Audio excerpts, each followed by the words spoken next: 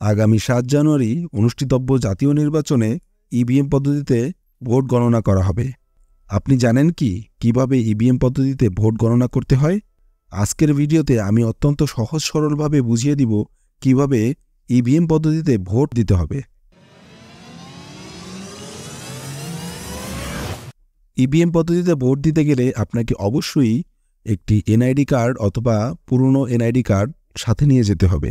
Vote কেন্দ্রে যাওয়ার পরে সহকারী প্রিজাইডিং অফিসার আপনার আঙুলের ছাপ শনাক্ত করবে।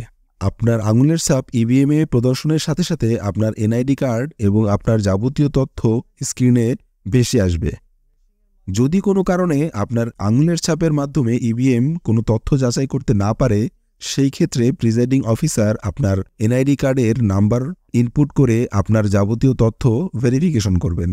যদি কোনো কারণে আপনার এনআইডি কার্ড না থাকে, সেক্ষেত্রে 13 ডিজিটের আপনার জন্ম নিবন্ধন নাম্বার দিয়ে আপনাকে শনাক্ত করা হবে।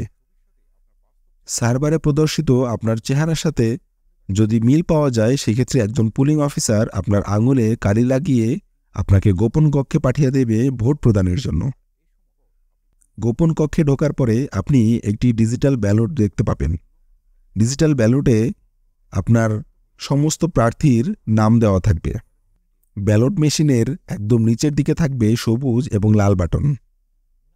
সবুজ বাটনটি কনফার্ম বাটন এবং লাল বাটনটি ক্যান্সেল বাটন।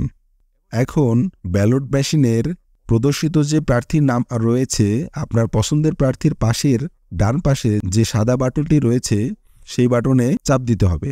সাদা বাটনে চাপ দেওয়ার পরে এরপর আপনি সবুজ বাটনে চাপ দিবেন কনফার্ম করার জন্য, এবং সবুজ বাটনে চাপ দেওয়ার সাথে সাথে আপনার ভোটটি কনফার্ম হয়ে যাবে। তখন ইভিএম মেশিনটি আপনাকে একটি কনফার্মেশন মেসেজ দেখাবে। তখন আপনি বুঝবেন যে আপনার ভোটটি কনফার্ম হয়েছে এবং আপনার ভোট দেওয়া সম্পন্ন হয়েছে।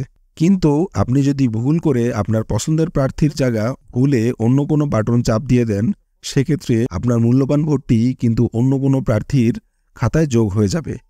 তো এই ক্ষেত্রে আপনাকে অবশ্যই খুব সতর্কতার সাথে প্রার্থীর ডান পাশের সাদা বাটনটি চাপতে হবে। কিন্তু আপনি যদি কনফার্ম করার আগে বুঝতে পারেন যে আপনি ভুল প্রার্থীকে সিলেক্ট করেছেন, সেক্ষেত্রে আপনি এটিকে চেঞ্জ করতে পারবেন। কিভাবে চেঞ্জ করবেন তা আমি দেখিয়ে দিচ্ছি। সেক্ষেত্রে আপনি ওই বাটনে চাপ দেওয়া অবস্থায় নতুন করে আবার আপনি যে প্রার্থীকে ভোট দিতে যাচ্ছেন তার নামের পাশে সাদা বাটনটিতে ক্লিক করবেন, দেন সবুজ বাটনে ক্লিক করবেন। কিন্তু কোনো ক্রমে যদি আপনি সেকেন্ডবারও ভুল করে থাকেন, অর্থাৎ কনফার্ম করার আগে যদি আপনি বুঝতে পারেন যে সেকেন্ড টাইমেও আপনি ভুল করেছেন, সেক্ষেত্রে তৃতীয়বারের সুযোগ কিন্তু আপনাকে একবারই দিবে। অর্থাৎ আপনি যদি পছন্দের প্রার্থীর ডান পাশে যে সাদা বাটন রয়েছে সেটিতে ক্লিক করেন, সাথে সাথে সেটি কনফার্ম হিসেবে পরিগণিত হবে। সো সেই ক্ষেত্রে কিন্তু আপনাকে আর সবুজ বাটন চাপতে হবে না, আপনার ভোটটি কাউন্ট হয়ে যাবে। ভিউয়ার্স, এতক্ষণ দেখলেন কিভাবে ভোট প্রদান করবেন এবং ভুল হয়ে গেলে কিভাবে সেটি সংশোধন করবেন তার প্রক্রিয়া। এখন আপনি যদি আপনার পছন্দের কোন প্রার্থী নেই, অর্থাৎ আপনি না ভোট দিতে চান, তাহলে আপনি কি করবেন? হ্যাঁ, আপনি ঠিকই শুনেছেন। যদি আপনি কোনো প্রার্থীকে ভোট দিতে না চান, সেক্ষেত্রে আপনি না ভোট দিতে পারবেন এই ইভিএম এর মাধ্যমে। চলুন এখন আমরা সেটি দেখিয়ে দিই। সেক্ষেত্রে আগেই বলেছিলাম যে লাল বাটনটি রয়েছে সেটি আপনি পরপর 2 বার প্রেস করবেন, তাহলে আপনার স্ক্রিনে একটি মেসেজ শো করবে। সেটি হচ্ছে আপনার না ভোট দেওয়া সম্পন্ন হয়েছে। অর্থাৎ আপনি যদি না ভোট দিতে চান, সেক্ষেত্রে লাল বাটনটি ডাবল প্রেস করবেন, তাহলে আপনার না ভোট দেওয়াটি সম্পূর্ণ হয়ে যাবে খুব সহজে, এবং আপনার ভোটটি কাউন্ট হবে। অর্থাৎ আপনি একজন ভোটার হিসেবে ভোট দিয়েছেন না ভোট। তাই আপনারা যদি আপনাদের জাতীয় নির্বাচনে কাউকে পছন্দ না হয়, অর্থাৎ আপনার এলাকার কাউকে যদি পছন্দ না হয়, সেক্ষেত্রে আপনারা খুব সহজেই না ভোট দিয়ে দিতে পারবেন।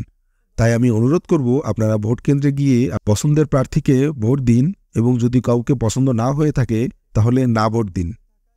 ইভিএম পদ্ধতিতে কিন্তু আপনার ভোটটি খুবই সিকিউর। সো এভাবে আপনারা আপনাদের ভোটিং প্রক্রিয়া সম্পন্ন করতে পারবেন। সো বন্ধুরা, এতক্ষণ আপনারা দেখলেন ইভিএম পদ্ধতিতে ভোট দেওয়ার প্রসেস।